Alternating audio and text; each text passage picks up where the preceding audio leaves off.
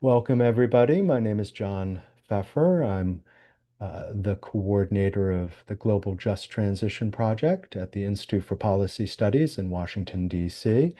And I welcome you here to our webinar on industrial policy. We're very excited to have all of you here, but of course, to have our three panelists. I want to um, tell you we've had a substitution. Daniel Chavez unfortunately came down with the flu.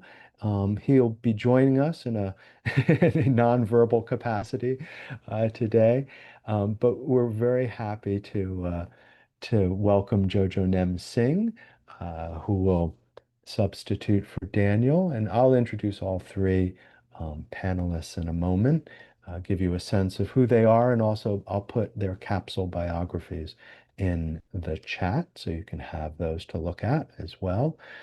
Um, this is a event co-sponsored by us at Institute for Policy Studies, but also the Global Working Group Beyond Development. And I'll put in the chat as well a little bit more information about both IPS and the Global Working Group.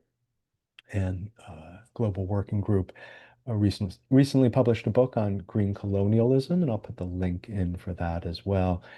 And the subject for this year for the working group is, not surprisingly, industrial policy, which is, of course, the topic of our conversation here. We'll be recording this, so if your friends were not able to make this session, you can send a link to them, and I'll make sure to send the link to the video to everybody who registered for this session. So I'd like to introduce all three of the panelists first, and then we'll start up with Isabel Estevez.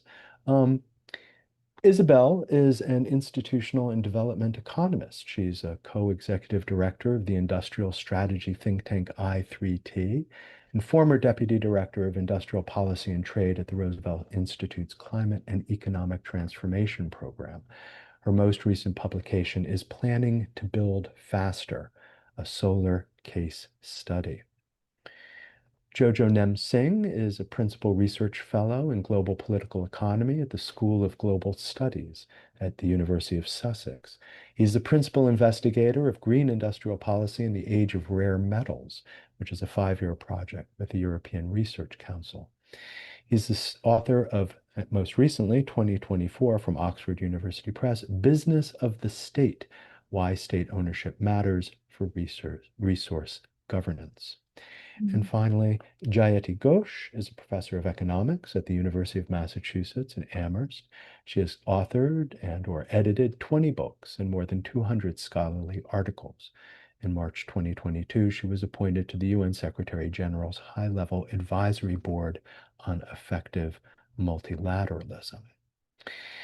Topic again for our conversation here is industrial policy. It's a hot topic. Of course, here in the United States, we are suffering from the whiplash effects of politics, going from industrial policy light under Joe Biden and a kind of semi-Green New Deal to an all-out attack on government by Donald Trump, with, of course, one exception. We always have that exception here, a bipartisan exception here in the United States, a military industrial policy.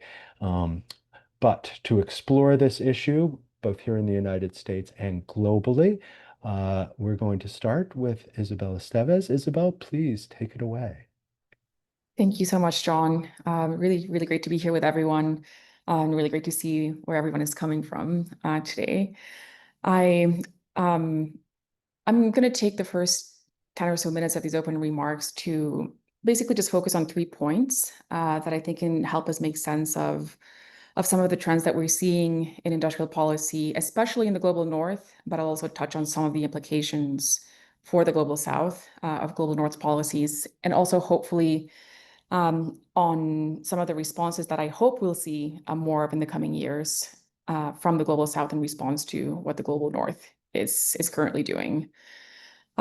First of all, I thought it would be helpful to start by situating this current industrial policy moment historically, because I think we have a tendency to think about this moment as being an anomaly or really being a resurgence or a surgent phenomenon in the global north.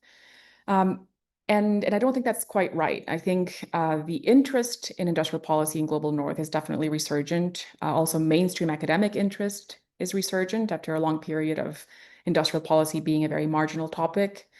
And also interest from the commentariat, from the commentator class is very resurgent. And of course, we've seen an increase in investment in certain industries in the global north, especially in renewables and other strategic technologies through policies like the CHIPS Act and the Inflation Reduction Act.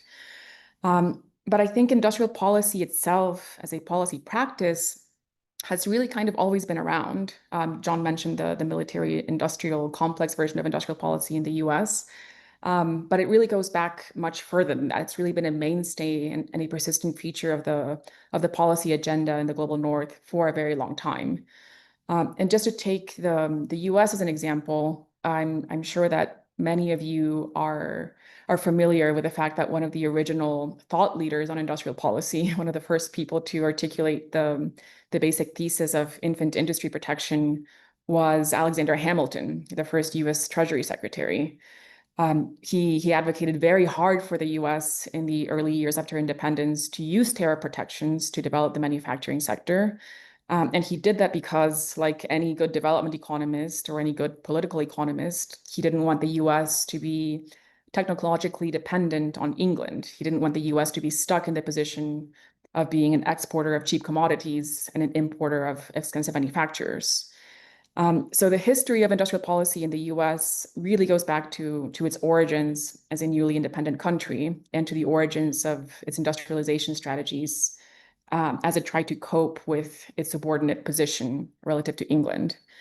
And what that strategy looked like in practice was not just protection of infant industries or fledgling industries through tariffs, but it also included what we would now call and consider theft of intellectual property from more advanced countries. It included procurement strategies to develop new industries and many other tools in the industrial policy toolkit. And then if you look at the histories of European countries, you see very similar patterns of industrial policy practice dating back to their early industrialization.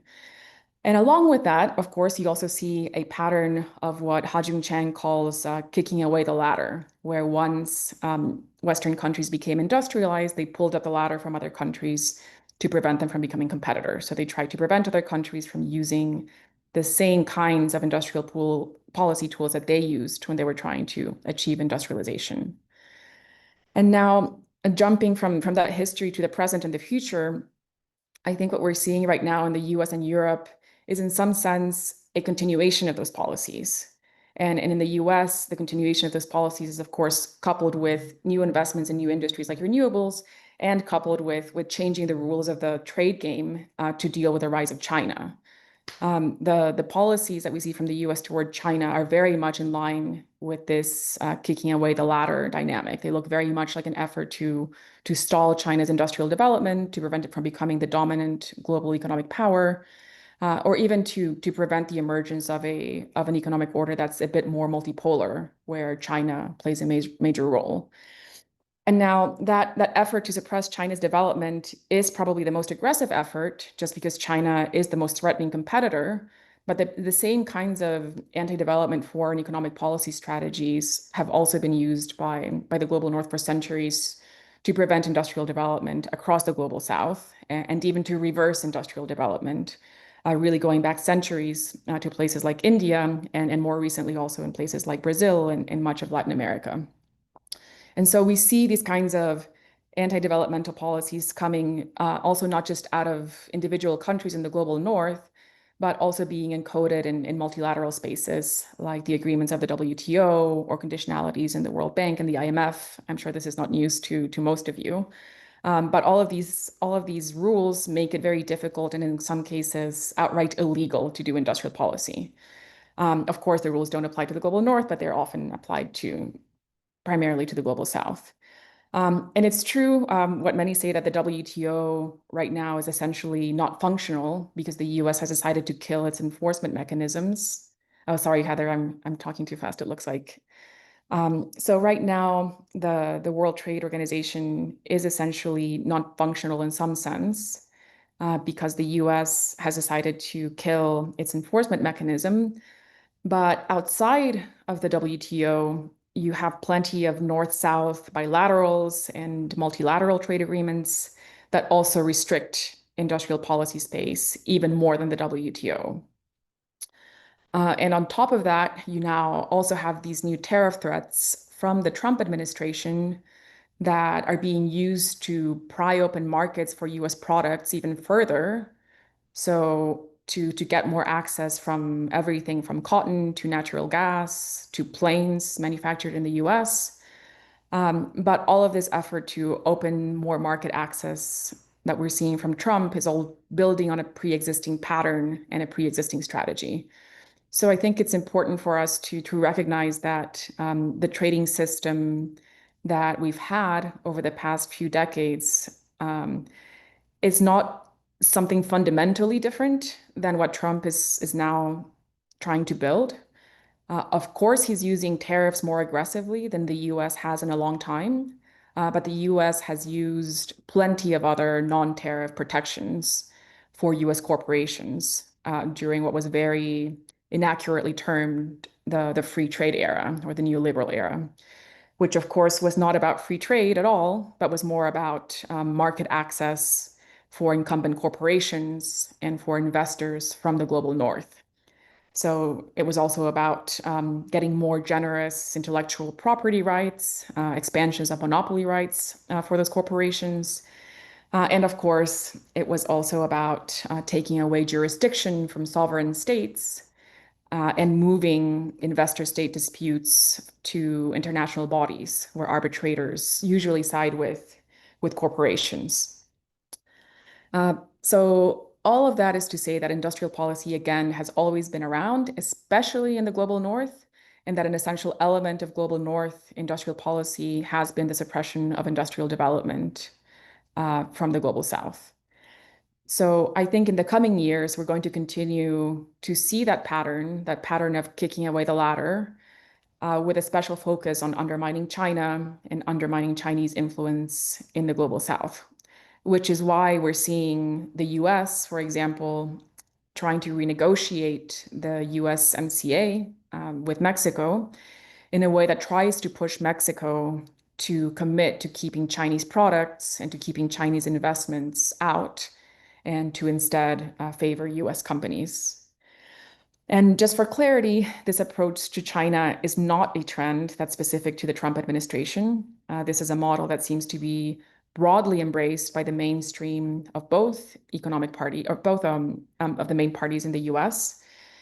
It was the Biden administration that started policies like export bans on high-tech chips from the US to China, just to name one example. And more broadly, the Democratic establishment in the US seems to have embraced an anti-China approach. I don't think necessarily out of conviction or genuine belief, but because they feel like it's a way to find common ground with Republicans to support domestic investment in industrial development. And also because there isn't enough pushback or pressure on the Democrats to take a more constructive approach.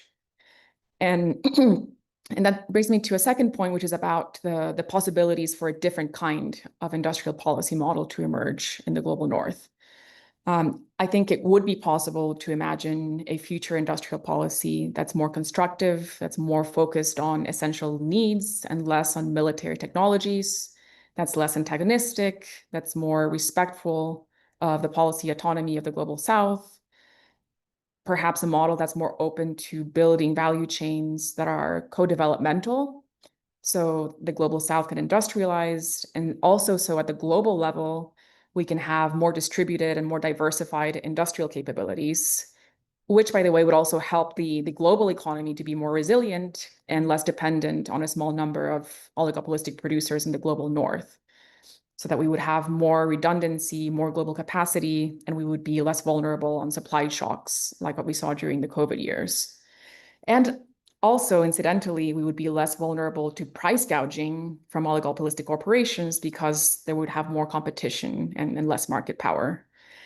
So I think overall, there's a strong argument to be made that if the global north were able to steer our governments toward that kind of industrial policy, toward an industrial policy that's more guided by by pro-development and pro-working class concerns, we would all, at the global level, be much better off. But I don't think that's where we're heading right now. I think to get to that point, we would need to do a lot more work to put very concrete proposals on the table in global north for what that industrial policy could look like, and even more importantly, to organize the political forces to create a coalition that could be capable of counterbalancing the strength of very powerful corporate interests that are heavily vested in the status quo and in further optimizing the status quo to consolidate their power. Um, and I'll also note here, because I think we forget often that this kind of strategy of steering global north toward a different direction in industrial policy also involves building a pipeline. There are a lot of people who work in the political or bureaucratic world in the industrial policy apparatus of the US who derive their own wealth and their own status from serving corporate interess. So we have to build alternative technical and political cadres and expertise to steer us in a different direction. And of course, this is not just a challenge for the global north, it's also very much a challenge for the global south, which brings me to my last point, and I'll be quick here. But my last point is about the problem of aggregating power in the global south.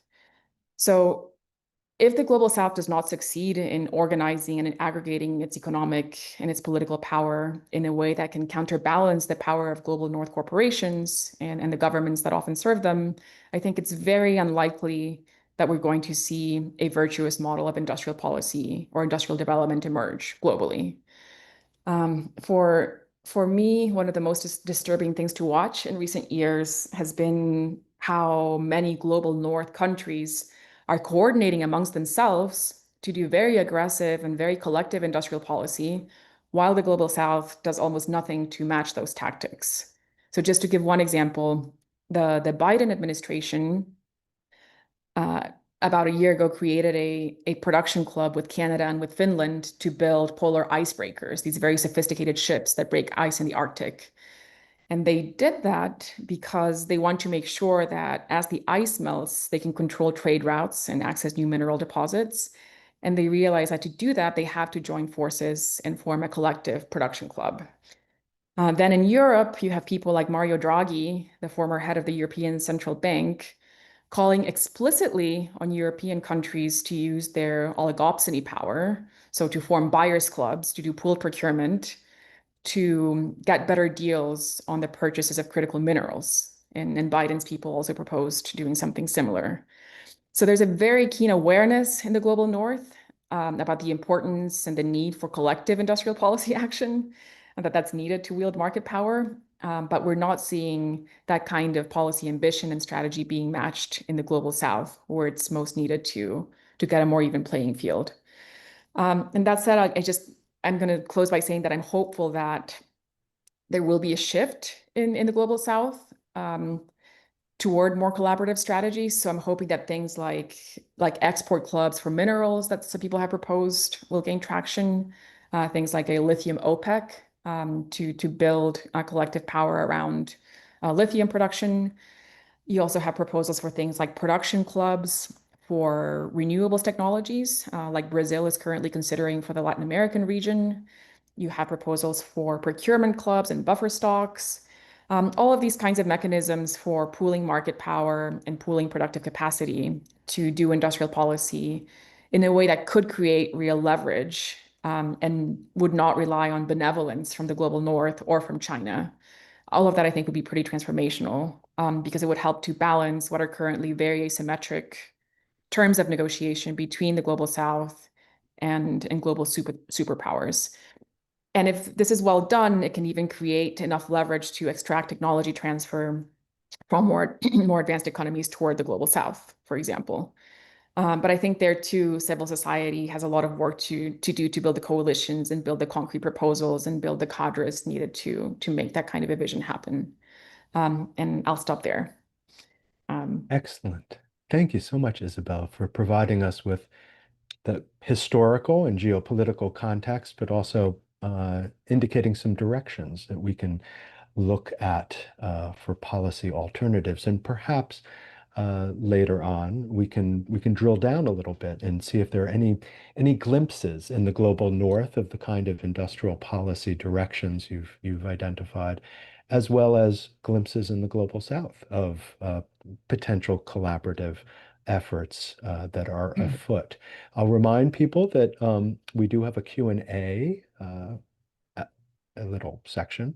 So if you have questions, please put your questions there. If you have just general comments, you can send them to everybody in the chat, and you don't have to formulate it in the form of a question. We're going to go now to Jojo Nem Singh. I already gave his capsule biography, so I'll put that in the chat for those who missed it. And we'll just go straight to you, Jojo. Thank you so much for joining us today. Thank you. I think I will come from the point of view of someone who has been doing research on industrial policy for over a decade. I wrote my book on resource-based industrial policy, looking at the promise of mining as a form of industrial development. I've had a lot of experience working in East and Southeast Asia, looking at different types of industrial policy in the region in terms of how to expand and participate in global supply chains. And I'm currently working with Daniel Chavez, and this is the reason why he's asked me to step in. We're working together in an initiative called the Global Green Industrial Policy Lab, which aims to look at new experiences, new institutions, new policies, new ideas around industrialization coming from developing countries. So that's where I'm coming from. I think I want to start by saying, by building on what Isabel mentioned, which she gave you the international context. She gave you the conditions, the so-called international conditions that allow developing countries to have a permissive industrial policy. The experience of East and Southeast Asia, however, is quite unique in the sense that it is always about balancing both the international conditions and the domestic political conditions and the political forces, so to speak, to promote and create a cohesive industrial policy. So I want to start from that point of view, which is it is very easy to assume that developing countries often are rule takers rather than rule makers. And of course, this is the hard limitation of an industrial policy. You have to follow the WTO rules, you have to follow the conditions of the international financial institutions, etc. But I think the experience of Asia historically is a good indicator in terms of how developing countries can create development spaces for themselves, even if they're limited, even if they're historically constrained. And then I think from that point of view, it's much easier to think of the diversity of experiences in industrial policy making across the global south. I want to start by saying that in Asia, in East and Southeast Asia specifically, industrial policy did not disappear. Although we think of economic globalization as this inevitable force that constrained countries because of the debt crisis, because of neoliberal reforms, etc. Industrial policy in Asia actually has been adaptable, and they've evolved in response, as I said, to this international conditions and domestic political conditions. In fact, in Asia, the issue wasn't so much that neoliberal reforms were being implemented. The biggest sort of dent, the biggest critical juncture in Asia was the 1997 financial crisis, which actually ended the so-called developmental state model, the idea of strategic state intervention in key industries. Now, what's interesting, of course, is that most people assume that the experience of East Asian countries ended after the financial crisis. A lot of researchers have looked into the return of industrial policy post-2000 in the region. So there's a 20-year period in which new forms of financing, new types of industrial policies, new sectors were implemented by different governments across the region so that they can adapt their policies in response to the changing external environment. A good example here is to think about the evolving industrial policy on semiconductors across the region. We all know that Korea and Taiwan are extremely successful countries on semiconductors. But actually, there's also Malaysia, there's Vietnam. There are many countries in Asia that had an industrial policy on semiconductors as well. They are of varying degrees of success, because, of course, again, the idea behind it is that industrial policy needs to be adaptable and needs to be context specific to the developmental needs of the country. So I think thinking about how, the starting point being that industrial policy is not something that is returning, but rather something that is more subtle and that is there historically is a really important point. Because in the policy lab that we do, for example, when we talk to policymakers, one of the interesting conversation is always they think they don't have an industrial policy. And so actually part of our work as scholars, as researchers, is to remind them actually there is industrial policy. You just don't call them industrial policy as such. You might decide to call them export policy. You might decide to call them fiscal policy, but they're part of a broader range of governmental policies and instruments that would allow you to promote a specific objective. Which leads me to the most important point, which is that the industrial policy cannot be the end point of the conversation. Industrial policy in Asia was always a means to a broader objective. If we take the case of Korea, for example, Korea had two industrial policies. One was focused on shipbuilding, and then the other was focused on semiconductors. We are so familiar with the semiconductors because we have Samsung today, right? And we have SK, and then the batteries, all these high-tech sectors. But actually, Korea started with the defense industry because they wanted to build military capabilities. So industrial policy began as part of a broader political instrument. And so the idea is that industrial policy is a means to an endpoint, whether that endpoint is industrial development, export competitiveness, or in other cases, it may simply be to appease political elites.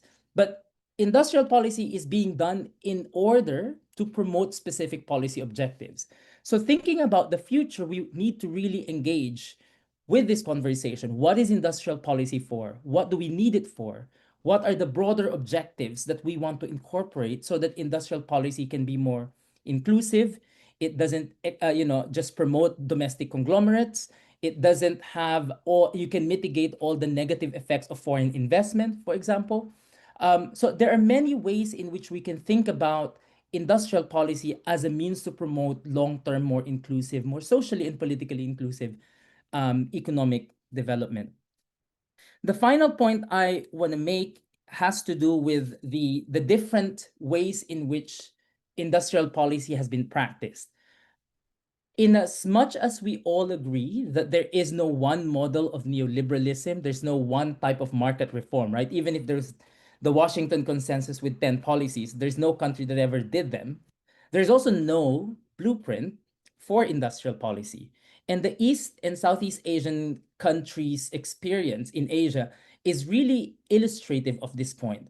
The industrial policy of Taiwan is very, very different from the policy of Korea and Singapore in the 70s.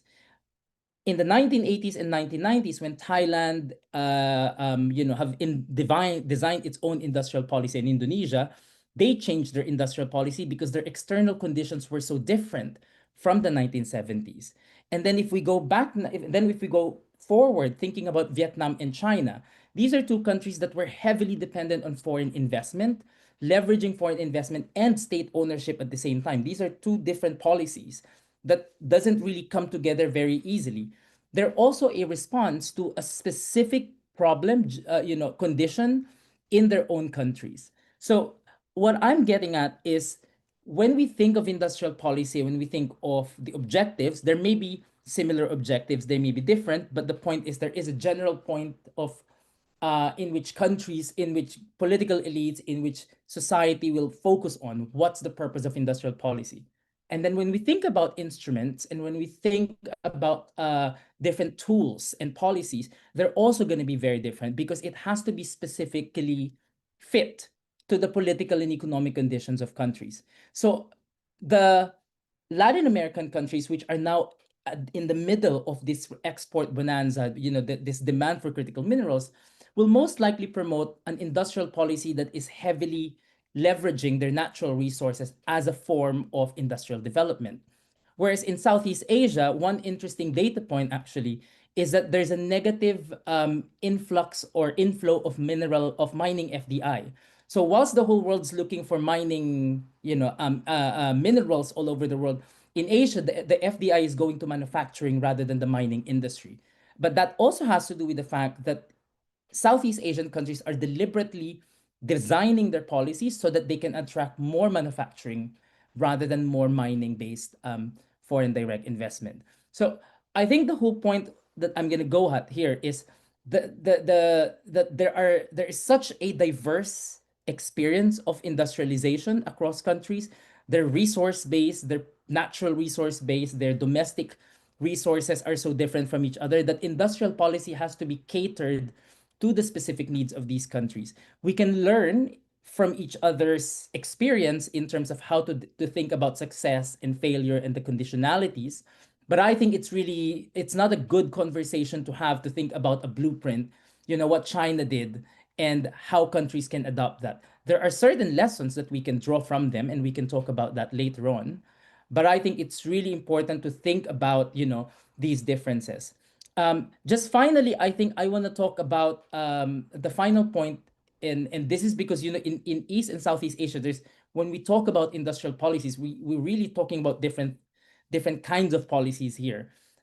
We also have experiences in terms of subnational industrial policy. So in a lot of big countries like Brazil and Mexico and Argentina, it is possible, and I think that's where the local institutions and local government will come in. In some countries, because they are so big, because there's a market that exists, it is possible to think about subnational industrial policy as a possible way forward, as a means to promote long-term structural transformation, rather than relying on centralized industrial planning like what we see in China or even in the United States and the European Union. I'll stop there. Thank you, Jojo. And thank you also for either consciously or unconsciously pivoting to answer the question that came in the chat on the role of subnational entities in industrial policy. And we can perhaps go into further detail, as well as I think it would be interesting to despite your caveat about the diversity of industrial policies and the need to tailor industrial policies to the specifics of a political environment, economic environment, what are those lessons? What lessons can we take from the experiences of South Korea, of Vietnam, of China, as well as perhaps more recent examples? There are some interesting comments in the chat about some projects in Latin America, for instance, the investment into the subway in Bogota. So thank you for that. We are now going to go to Jayati Ghosh. Jayati, thank you so much for joining us. As I said with Jojo, I already introduced you, so I'm going to put your capsule biography in the chat for everybody and just go directly to you. And thank you for joining us. Thank you, John. And this has been quite an amazing discussion. Thank you so much, Isabel and Jojo. I think those were really great things on which to build. And I was actually fascinated by, I agree with both of you, but there are kind of contradictions in what you say, which I love, because that agreement that I have with both of you reflects, I think, the nature of the world we're in and the contradictions of the world we're in. So in a way, what I'm going to try and do is link what both of you said to the moment we're going through right now, if you like, the geopolitical and the international economic moment that we're going through. And of course, there's no point in emphasizing beyond what is obvious that, Trump has been revolutionary in terms of an impact on the world economy and has pretty much overturned a lot of the previous, shall we say, the very rigid architecture that you described so beautifully, Isabel, right? At least you're right that it never really applied to the global north, but he's really taken that to the extreme, right? Saying nothing applies to me in a way. So I think that means, if you like, the complications of the new trade regime are that, yes, in a way, I mean, for example, we in India, we had a real problem with our National Food Security Act, because this was an attempt to ensure a public procurement system that would ensure food sovereignty and also provide food at cheaper rates to a very large proportion of our population that is extremely poor and by any standards, very, very, underserved in terms of nutrition. And the minute we had that law in 2013, the next day we had a case against us in the WTO. And we had to go and approach, we had to beg for a peace clause in the Bali meeting. And we got the peace clause under very onerous conditions, where we were supposed to calculate every single subsidy that went to every farmer in every state. And, as Jojo said, we are subnational, so all kinds of different things. And it was an incredibly onerous peace clause, except that it couldn't be implemented. Fortunately for us, Trump came and, more or less got rid of the dispute settlement mechanism by not getting people in place. Biden continued that. As you mentioned, there's a lot of continuity in a lot of these policies. And Trump, too, has more or less said WTO, has thrown it out of the window. So we have been saved in a way, or at least our Food Security Act has been saved by that particular, shall we say, absence of global governance and rules. A lot of the rules were indeed extremely rigid, and they remain rigid. The intellectual property rules, for example. I mean, the US government is assisting Moderna and Pfizer and a bunch of other companies as they fight investor-state disputes against governments that are trying to develop technologies for health, for green technology, etc., on their own. So a lot of that remains. And of course, we have protectionism. And again, it wasn't just the US that did it. The IRA, the Inflation Reduction Act, had very strong protectionist elements, but so did European CBAM, right? What was it? The cross-border adjustment mechanism, which basically put lots of really difficult conditions on domestic producers in developing countries that were, again, very unlikely to be met. So increasingly, we were getting active disincentives for green industrialization, which were adding to the financial market structures that were already an incentive, a disincentive, if you like, to green industrialization in many ways that we can come back to later on. But here's the thing about Trump, that when you overturn the whole order, it creates all kinds of other results that you don't necessarily anticipate. And I would say the main impact of Trump is really the uncertainty and the instability. The main impact is not the tariff per se, because frankly, nobody knows what the tariff is going to be next week or next month or in 3 months from now, right? He may change his mind, he may double it, he may reverse it. Nobody knows if you sign a trade deal with Trump, whether it will last. Because then he'll be angry that you've gone to a BRICS conference and he'll say, I don't care about the trade deal, I'm going to slap another 10% on you for attending a BRICS conference. Or, so in other words, the uncertainty that this has created has two implications. One is the implication of countries that are extremely, shall we say, export dependent on the US. That proportion of countries is small and dwindling. So obviously Mexico and Canada, yes, huge dependence. I think 80% of exports for both Mexico and Canada go to the US. Vietnam, again, huge dependence. I think the ratio went up to 60% of exports.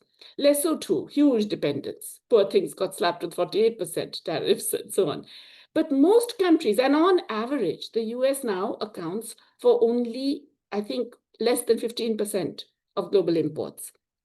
And the BRICS countries, on average, the ratio has fallen dramatically. For China, it's fallen from 30% to about 13%. For India, it's around 18%, which is not a huge number. All the other BRICS countries, it's less than 15%. In other words, the US is no longer a major importer. Yes, it will try and prize open the other markets, and many countries will succumb because they're worried about the short-term effects or their lobbies of the relevant industries. A lot of debtor countries also, so you will see some countries succumb.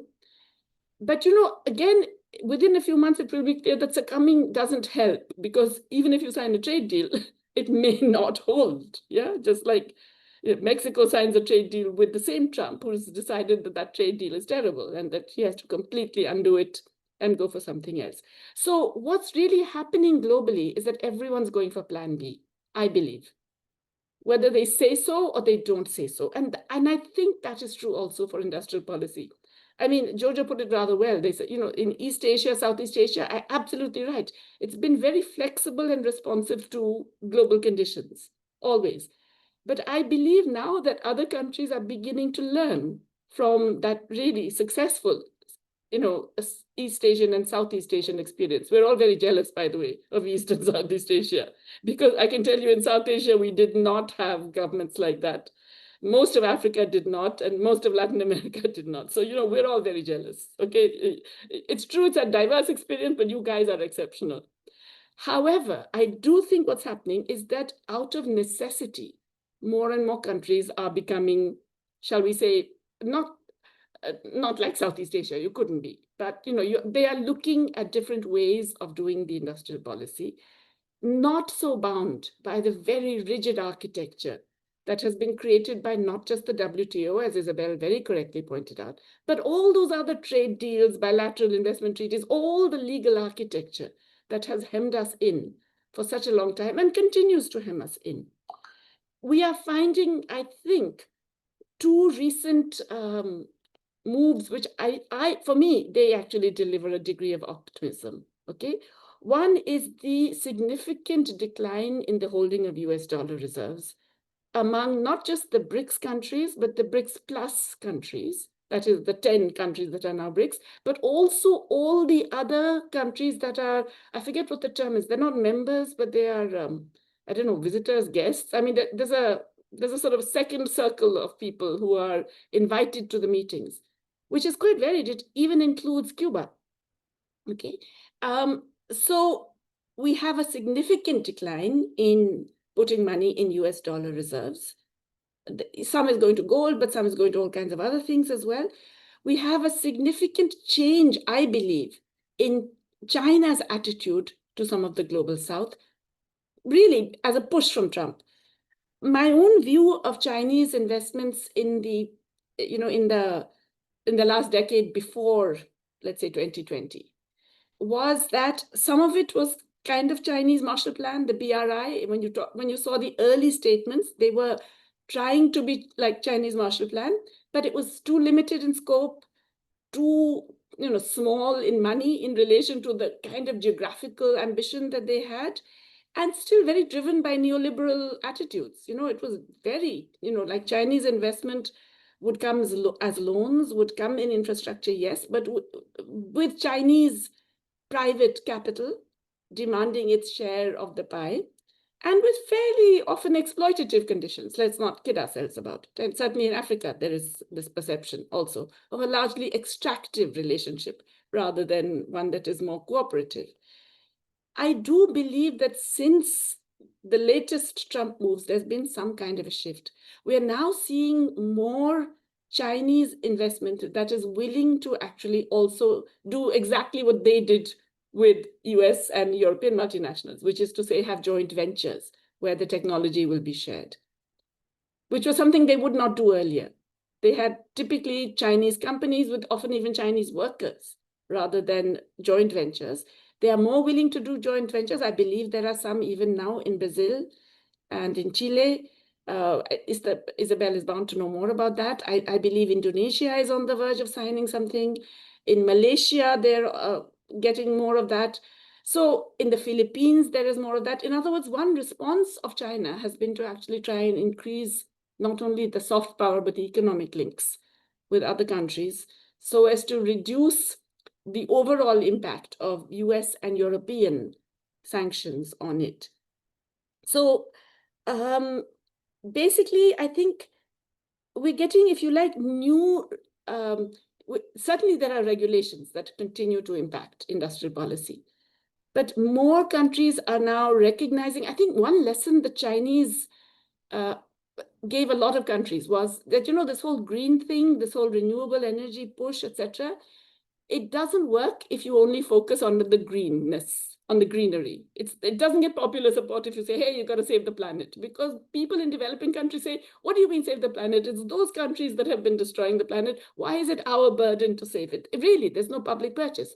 If you present it as we have to be there for the industries of the future, we have to have access to the knowledge and the industry and the technologies for the future, which is how they did it in China. They said, listen, that's the name of the game. Renewable energy is going to be where it's at. Electric vehicles is going to be where it's at. So we're going to build that ecosystem.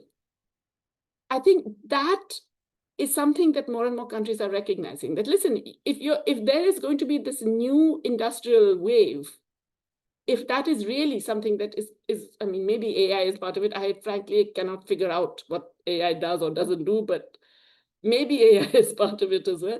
If that's the wave, we need to be a part of it. We need to be thinking of ways to be part of it. And we know the West is not going to give us that.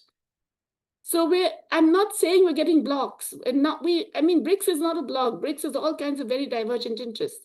To me, it's very significant that the Middle Eastern powers are in it. I mean, really, it's very interesting that you've got UAE, right, which is a major player, by the way, a major financer in large parts of North Africa and East Africa today. And you have Iran as a major oil exporter in it. Those are significant issues. You have surplus countries and deficit countries in it. And you have countries with very advanced technology and countries with almost no technology. You have countries like Cuba, which is in the outer ring, which are actually very advanced in some medical technologies and in agroecology. And you have other countries like India, which is a huge, potentially a huge economy, but a bit of a mess in terms of our industry and manufacturing. So that combination allows for a degree of greater interaction, which doesn't necessarily have to express itself as a bloc. And I think it's never going to be always like a compact bloc dealing jointly with US or Europe. There are always going to be these different shifting coalitions on different issues, but it gives space for new kinds of industrial policy, which really didn't exist before, exactly for the reasons that Isabel has been mentioning. Exactly because of that architecture, which was so rigid, and finance, which was so rigid, and dollar dependence, which created that extra further pressure. So I'm not saying I'm hopeful. I'm just saying that, periods of global instability have obviously been bad for global capitalism, but there have been periods when we've had the emergence of newly industrial powers through history, 1890s, 1930s, 1970s and 80s. And maybe this could be another moment where we will see industrial policy happening, if you like, by force, in a way, in many countries that would not otherwise have had that chance. I'm trying to put an optimistic spin, as you can see. I'll stop here, thanks. Thank you, Jayati. Yes, I think that's a really useful meditation on what I consider to be the superstorm of Donald Trump and his impact on our politics. It's not as if we haven't had protectionist impulses in the past, but he is, of course, a superstorm, not just a storm, affecting our ecosystem, our geopolitical ecosystem. I'm also kind of intrigued by your description of the evolution of Chinese policy and how that will have impact on, the choices that countries, the variety, the palette, shall we say, of choices available to countries in the global South. Before we proceed to questions, we have 2 in the Q&A and 1 or 2 in the chat that I can summarize. I want to give all the panelists an opportunity just to respond to what you all have said, and perhaps even to my questions if you are so moved. Let's start with Isabel. If you can maybe just spend 5 minutes or less, your thoughts on what other folks have said so far. There's so much I'm still digesting, but I think actually I agree with everything that both Jayati and Jojo have shared. I like Jayati, I don't necessarily think that there's dissonance in what we've said because the reality is so complex. I think what's on my mind most of all right now is whether we can create some more spaces to drill down on the bright spots, which you also mentioned earlier, John. So what are the areas where we feel like there's something that we can build upon? Also more I just had a chance now after Jayati finished to look at the comments in the box here on the side of the screen, and I see that there's also a discussion about the question of ecological crisis and how it fits within this broader question of industrial development. So I would want to maybe take a second to talk about that. I think, and maybe we can also hear more from the participants on this later, that there isn't necessarily this contradiction between industrial development or industrialization and a decrease of ecological impact. I think in some sense, actually, we need to build and to invest a lot more in developing industrial systems that are less ecologically damaging if we want to be able to satisfy human needs, while at the same time ensuring that we have a livable planet. And I'll actually drop a paper in the chat in a second, that a working paper that I have with my co-author Jorge Forero, that's trying to deal with the kinds of contradictions that we see between this objective of having industrial systems that are more sustainable and the realities of what's currently being called green industrial policy, which is a very reductive version of what green industrial policy should actually be. We talk about how this obsession in just making more solar panels and more wind turbines to reduce greenhouse gas emissions is not only very narrow in terms of sectors, but also very narrow in terms of the host of ecological crises that we actually need to be taking into account when we try to reshape production systems, because we don't want to end up in a place where we redesign our production and technological systems to reduce greenhouse gas emissions, but as a byproduct, we've also completely destroyed biodiversity and completely poisoned water and air and land and the capacity of the soil to make food. So we really need to be thinking much more holistically about what green industrial policy means, and to really embed those ecological goals within industrial development strategies. So yeah, I think that's what I would say about that point. And I think it would be good for us to bring that discussion and that goal into some of the proposals that I think all three of us have shared about how global South countries can cooperate toward more active and more creative approaches to industrialization. But there was also something else that was on my mind that I'm trying to remember now that I wanted to share. Just on the question of class, which I think we all kind of touched on lightly, but I also saw a question in the chat about this. One of the things that I briefly tried to highlight in my remarks, but I think we should really unpack more, is about this contradiction between what's good for a nation and what's good for a particular class. I think it is very reductive, as many of us know, that to talk about even trade as a question of as an interaction between nations, when it's actually an interaction between producers and consumers of their products. And anyway, it's a much more complicated picture. But in a paper that we have coming out in September with Thierry Francos, one of the points that we try to make is that we have to think about global industrial policy and the global division of labor, and also global rules around trade and investment, like the ones we see in the WTO, more from a class perspective than from a nation state perspective. And we need to work toward policies that are really geared at fulfilling the needs of working class people around the globe, and design policies with that in mind.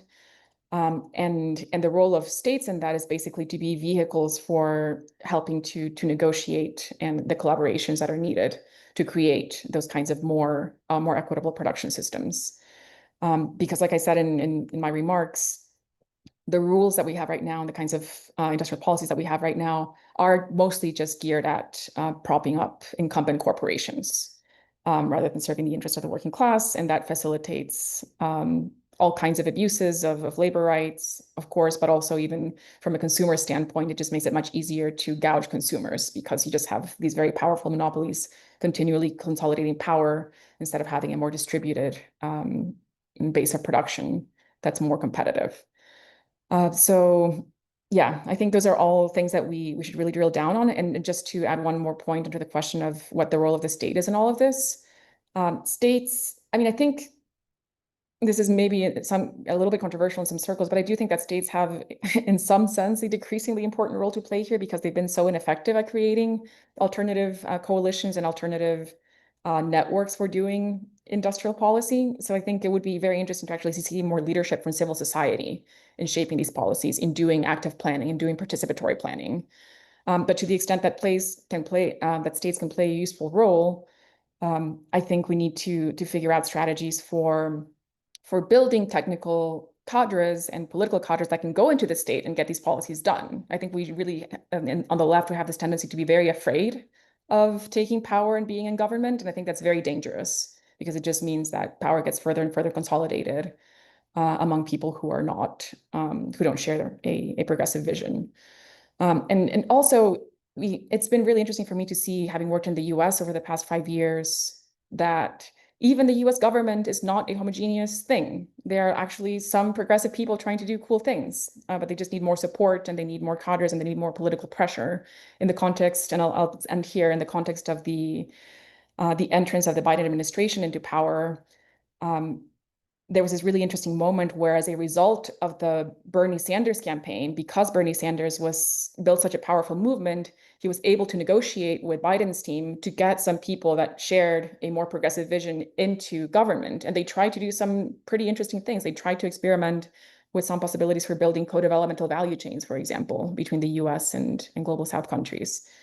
But it was very small. It was just the beginning, because obviously the power base that led to that coalition was still not strong enough to get enough people into government to really change the way that things function in a state that's been very dedicated to a colonial policy for a very long time. That's all. I'll stop there. Thanks, Isabel. And yeah, a good point about some of the useful tendencies within the Biden administration.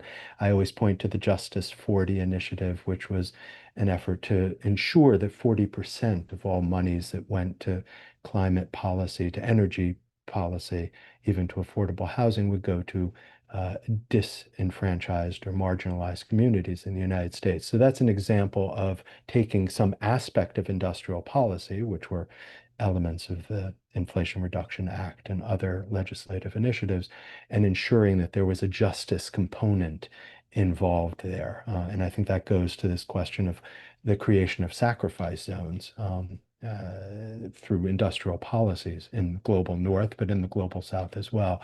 There are ways of ensuring that industrial policies, or at least attempting to ensure that industrial policies go to the repair of zones that have been created, sacrifice zones that have been created by policies in the past.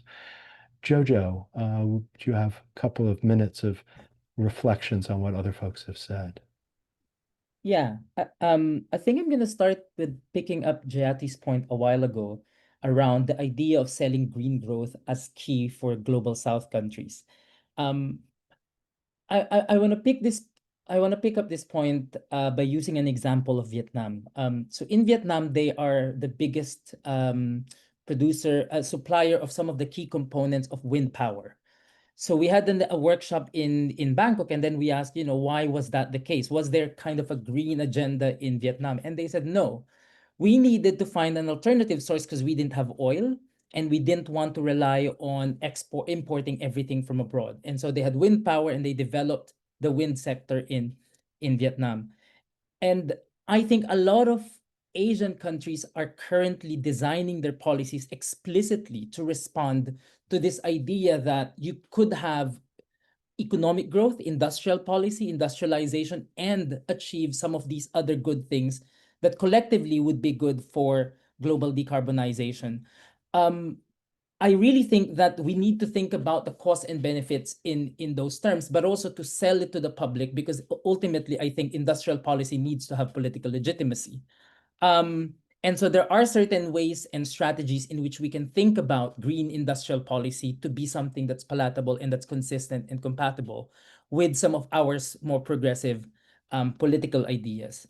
So I think that's the first point. The second point is we never talk about a key element in the Asian experience, which is they've created massive internationalized domestic companies.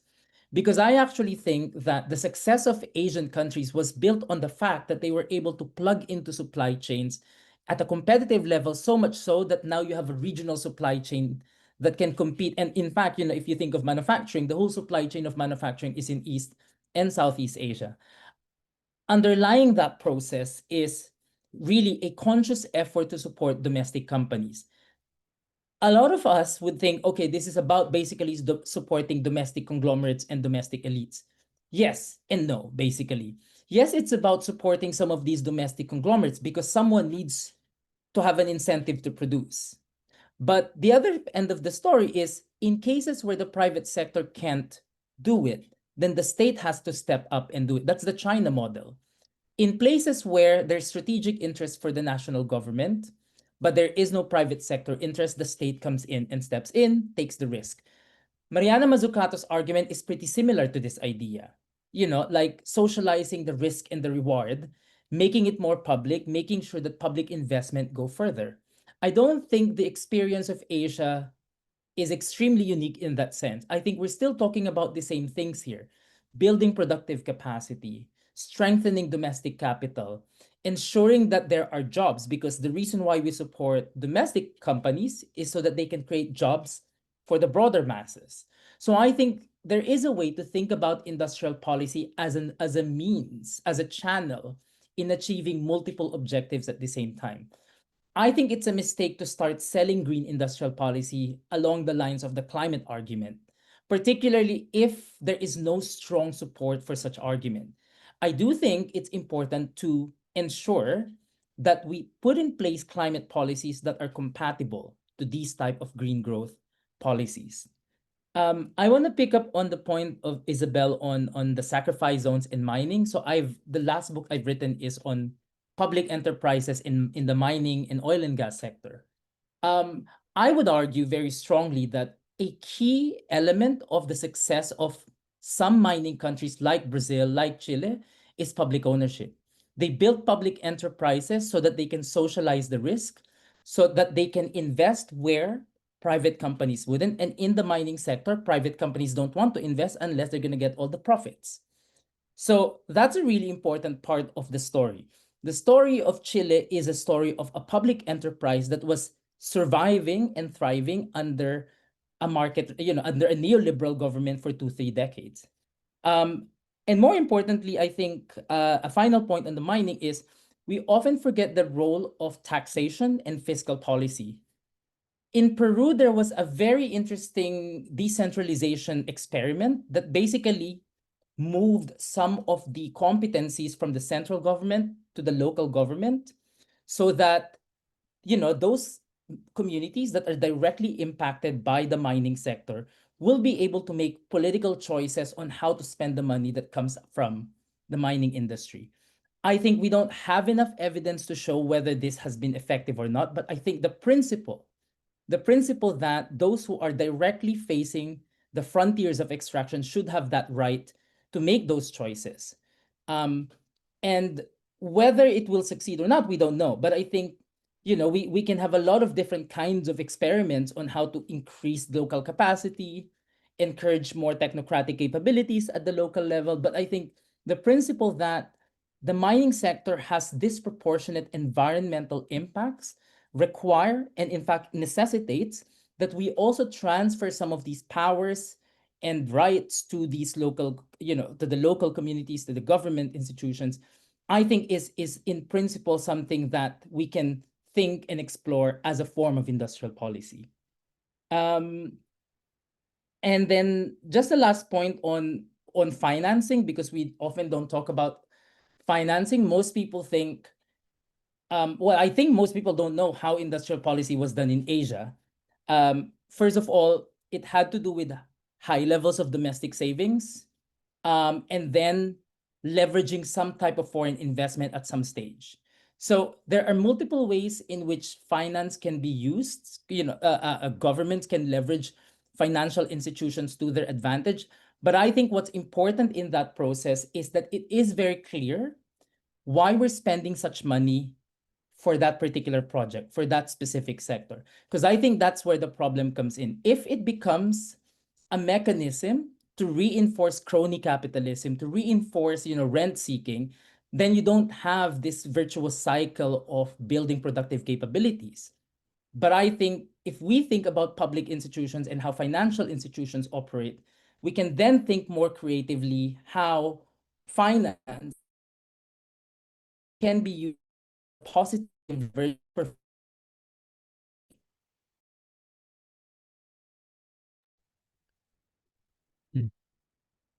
Jojo, I think your screen has frozen, unfortunately.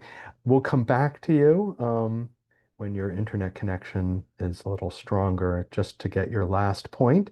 And meanwhile, Jayati, if you have a few minutes of comments, we also had a request from translators to go slower. And Jojo went so slow that he froze. So don't go that slow. But if you have some comments just Yes, I before we go do. to Yeah. questions.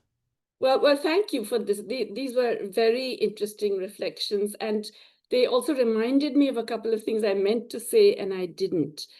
Uh, Basically, by now, in the third decade of the 21st century, there are some unfortunate truths that we have to accept. The first one is that manufacturing is not going to give us more employment. So we need manufacturing and we need industrial policy for manufacturing, but not because it's going to actually change the structure of the workforce, because more and more of the frontline manufacturing is much more automated, robotized, etc. So recognizing that doesn't mean you give up on industrial policy, but we have to we do have to recognize that, and we have to think of strategies for employment generation, which are recognize other kinds of activities also as part of industrial policy. For me, the care activities, the care economy, and the creative economy are the obvious candidates for employment generation in the future. But that's a broader discussion about industrial policy, not necessarily the green one. But the other thing I wanted to say, and to me, this is actually a good result of Mr. Trump. The period where export-led growth is over. And I'm glad.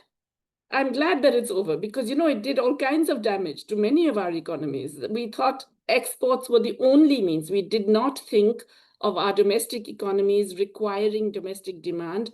We saw wages only as a cost, not as a source of the domestic market.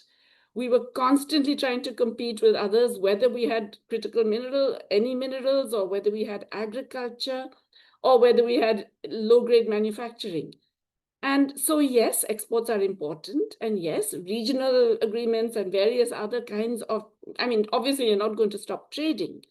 But the idea that your growth has to depend on exports was, I believe, a very damaging idea for developing countries. And I'm glad it's over. I'm glad it's dead, in a way, It's going to be tough times for some countries for a brief while, Vietnam and so on, but they will adjust.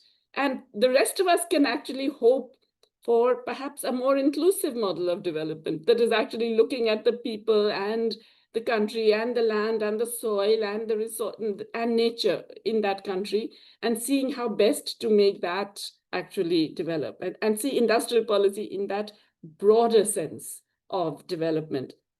The third point I wanted to pick up is on the role of class. I think Isabel is so correct. And I have had the privilege of reading the paper that she and Thea Riofrancos did, which is excellent and which actually makes that point very well. That, we tend to forget, in India, industrial policy is actually dreadful because it's only about protecting cronies and increasing the share of a few large businesses within corporate sector, within corporate profits, and basically forgetting about everybody else. So our real wages have stagnated for 15, 20 years, even as the profits of the top few hundred enterprises has zoomed, and the share of the 10% has gone up massively. So unfortunately, a lot of industrial policy in specific countries may not be at all something desirable for the people as a whole, especially if it's seen in terms of export-led growth or provision for cronies, or just essentially enhancing corporate profitability in the hope of trickling down. So I think that's a very, very important point. The final point I wanted to make is about one of the, if you like, it was almost a kind of a byproduct of the whole emphasis on export-led growth, was the creation of zones. And we haven't talked about zones at all here, but I'm working on a paper. I have given a couple of lectures on this recently, the Penrose lectures at SOAS, where I talked about how zones have proliferated over the last decade, especially. About more than 5,000 zones, 5,500 zones across the world of all different kinds, special economic zones, export zones, EPZs, etc., but also tax havens and secrecy jurisdictions. Now, these were all encouraged by, of course, the World Bank and Davos and etc., but they were actually sought after by governments because they thought this was a means of encouraging the exports. And what they do is they undermine the kind of inclusive industrial policies that Isabel and Jojo have been talking about. So we really have to address this issue of zones. They are the outcome of deep political and geopolitical kinds of, shall we say, strategies that have undermined the power of workers and people and nature within a country, but have simultaneously enabled a supposed kind of industrial policy, which really we have to reject.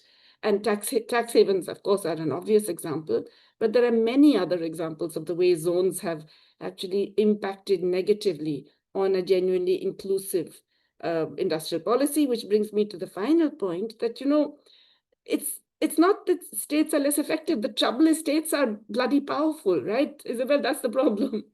And so, yes, civil society has to play the role, but what we really need is transparent and accountable states. That's what we need. And civil society's role has got to be to make them transparent and accountable, because whether we like it or not, no matter how noisy civil society is, and we saw that with Brazil, right? In the G20 movement, C20, T20, Favela 20, Worker 20, you name it. They had all the other 20s.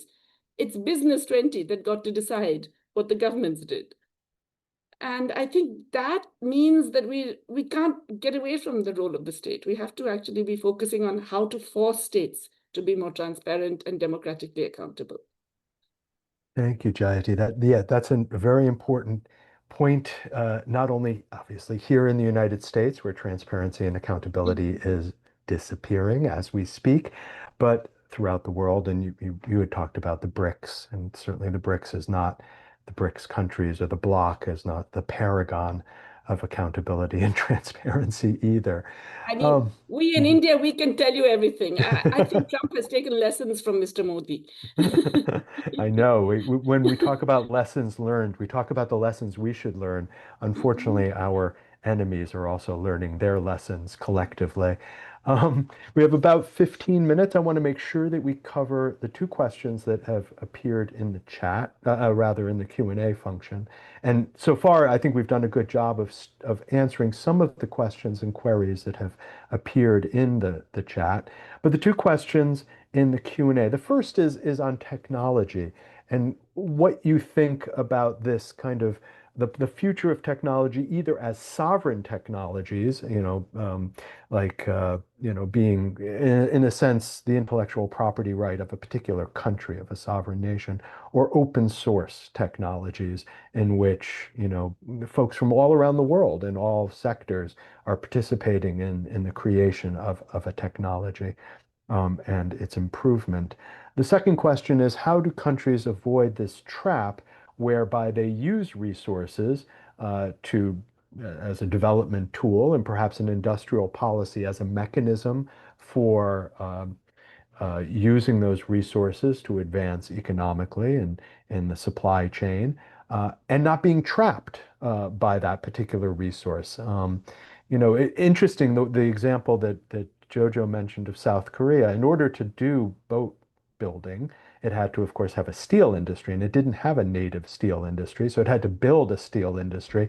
It didn't get trapped by it because it didn't have one before. So it was an interesting example of not relying on native resources in order to leverage a position in the global economy. So how do other countries who actually have the resources avoid this could be a variation, we could say, of the resource curse, not of corruption per se, but of being put into a category or a pigeonhole based on the resource that you're developing. So those are two questions, one on technology, one on resources. Not everybody has to answer them, but the first person who wants to answer them should go forward. And Jojo, we know that you got frozen out of your last comment, so if you want to add that on to your answer to either of those questions, that would be welcome as well.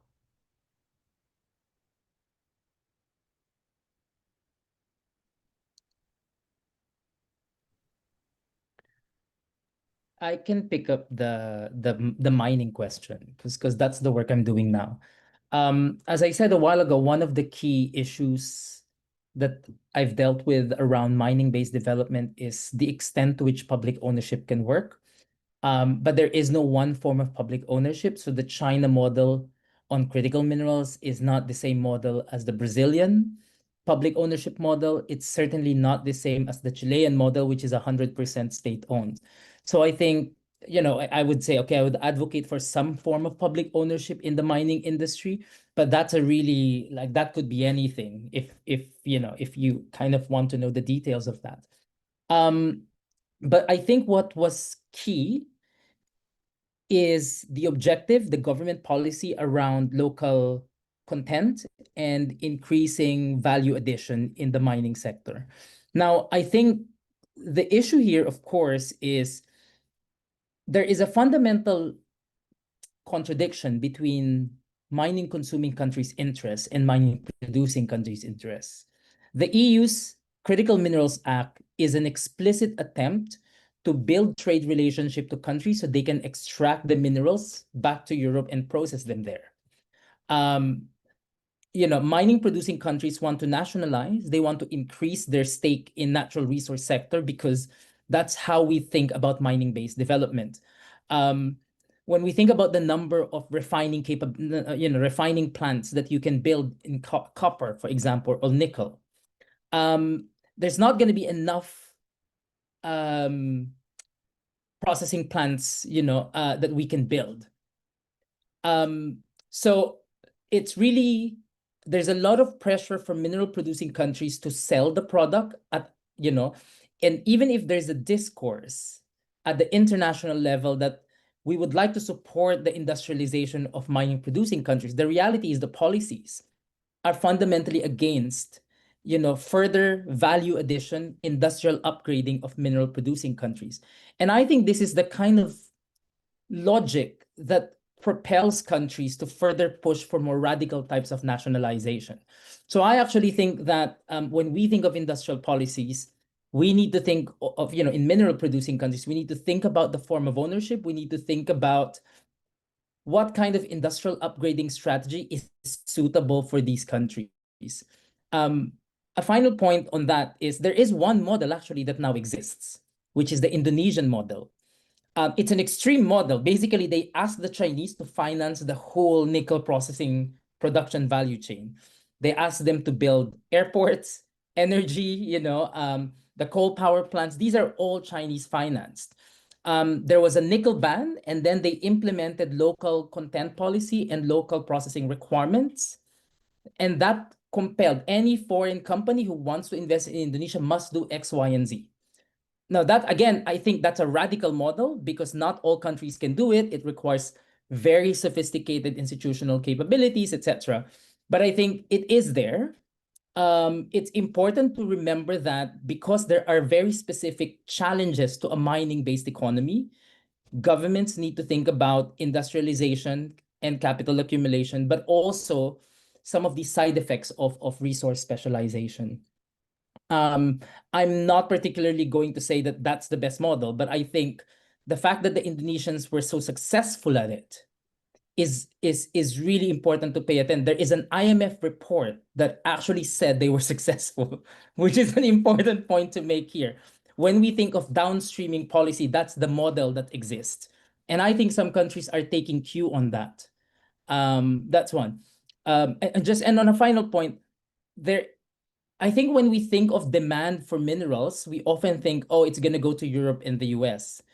The Chileans, I've been to Chile to launch my book, and I was with Codelco, and they were just in India a week before. talking about trying to strike a deal with the Indian government, because that's a big market. So I think from a mineral producing perspective, you need to think about the world market and you need to be strategic about which markets really are we talking about. It's not just the American and the European market, especially if they're setting up all these very difficult trade rules. The EU is especially difficult in terms of the regulations and all these specificities, the higher environmental, social environmental legislation, which appears to be good, but actually, if you look at the detail, it's preventing market access. That's what it does. So I think we need to think about, from a mineral producing country, what are the other opportunities for other markets, not just looking at EU and the US. Because actually, if we want to pursue, if a country wants to pursue this mineral-based development, you really need to think about the whole supply chain and not just, where the EV cars are being built in the US and in the European Union. Thank you, Jojo. If we could, it would have been great to just focus on the Indonesian example for an hour and a half. I wish we could have done that. And then also talked about how the European Union challenged Indonesia's export of raw nickel successfully, as far as I know, at the WTO. And what that means, what are the implications of that for the possibility for other countries to follow the Indonesian model. The tech question, did anybody have any thoughts on this question between sovereign technologies and open source technologies and their relationship to an industrial policy? Like, is it possible to have an industrial policy that incorporates open source, or is it antithetical even to the notion of an industrial policy to have open source technologies? I don't know if Isabel wants to take that. I have some thoughts which I will quickly state. For me, frankly, the whole idea of intellectual property sticks in my gut. It really is the privatization and commercialization of knowledge is a very recent phenomenon. It did, even for half of my life. Okay, maybe I'm very old, but even for half of my life, it was not like a big thing. And if you look back at the history of humanity, it really starts being a thing only late 19th century, early-ish, is when you're getting the beginnings of patents and so on and so forth. And the codification of knowledge into all of those different types, which then gets, embedded firmly in the WTO because of actually 12 guys, right, who intervene in the negotiation process, 12 Americans from finance, pharma, and IT, who basically lobby the White House to push this into the negotiations and get the TRIPS thing going. And now it's like it's set in stone. So I have a real problem with this idea that knowledge has to be privatized and commercialized. It's as if we didn't have human development, technological development, knowledge development until then. And does it mean that we can immediately abandon the whole thing? It's obviously much more complicated now, right? But I do believe that the whole idea of intellectual property has simply gone too far. In fact, it's obscene now, the extent to which it has gone. And we need a radical revision of our notions of what technology can be owned and who by. So, yeah, I'm all for a dramatic revision of that. And I think that would only help industrial policy and the advance of humankind, because we know that a lot of biomedical innovation is actually inhibited by patents today. We know that a lot of green, the application of we're less able to save the planet because countries don't have access to the minimum technologies they need for a whole lot of the sort of the greening that is required and so on. So yeah, ideally, I would like a world without that privatization and commercialization of knowledge. And as far as possible, we should be aiming for structures that enable learning by doing and not reinventing the wheel, okay? In other words, we should be doing essentially what Hamilton advised the US government to do, steal the knowledge wherever possible and use it. Yes, well, in an age of artificial intelligence, we may be on the verge of that particular scenario in which AI tells us that it is not owned by anybody because it has decided, according to its own sentience, that it is independent. Isabel, I'm going to give you the last word. You have a few minutes to reflect on any of those questions or anything else. Thank you, John. I'll try to be brief here. First of all, I could not agree more with what Jayati just said. And in fact, I was a little bit confused by the question itself because I don't think there's necessarily a contradiction between having sovereign technologies and open global innovation platforms. I think I'm much more in the camp of what Herman Daly says about how we should be trading recipes instead of goods, including for environmental reasons. So I think having open access to knowledge just makes it easier for countries at the national level and for people in different countries to decide how they can best use that knowledge and best use open access technologies to solve their priority human needs in their specific contexts. And I think we've actually seen some cases of governments trying to build in and expand the use of open source technologies within their industrial policies. There was an interesting experiment in Ecuador, for example, about 10, 15 years ago, where there was an effort to migrate away from Microsoft and to open source software in government software through a procurement policy. And the idea was to, well, the immediate impact was saving a lot of money, obviously, because you don't have to pay licensing fees to Microsoft, but then you can also build on the open software and adapt it more easily to your needs. But that's just one example of many, many examples out there. And I did want to touch briefly on the question of resource-based industrial policy, just to also kind of tie this back to Jayati's earlier point about the dependence on the obsession with exports and with trade as the road to development.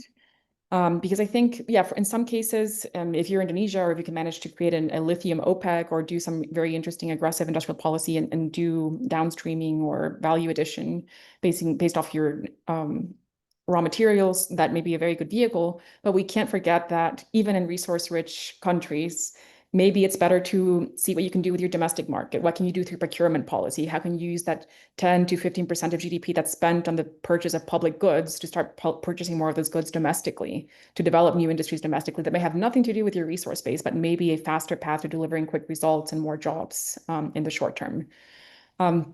So I think that's just a broader point about the need to think more strategically too about what you can deliver in the short term, what you can deliver in the long term, and maybe not being completely guided by resource endowments as the guiding principle on which to develop your industrial policy. Thank you, Isabel. You brought that to a conclusion right when we have to end this webinar, so I really appreciate that. I want to thank all of the panelists. That was a really fascinating conversation. I really want to thank the interpreters who were very gracious and dealt with our sometimes accelerated pace of talking because we were excited about this topic. We will be sending this recording out to everyone who registered, but we'll also put it up on YouTube so it's available to other folks. Someone asked about Spanish. No estoy seguro en este momento sobre español, pero we'll see. And thank you all for joining us as an audience. Your questions and comments were very perceptive. Really appreciate it. And we'll be back in touch. We hope you'll join us for our next webinar on this topic, which is at the end of July. And I'll send out a notification about that event to everyone who registered here as well. So thank you again. Thank you. Thanks, John. And thanks to the interpreters. And thanks to Thanks, both Isabel and Jayati and Jojo. Isabel. Yeah. Thank you Bye, all. John. Beautiful to chat with you. Bye.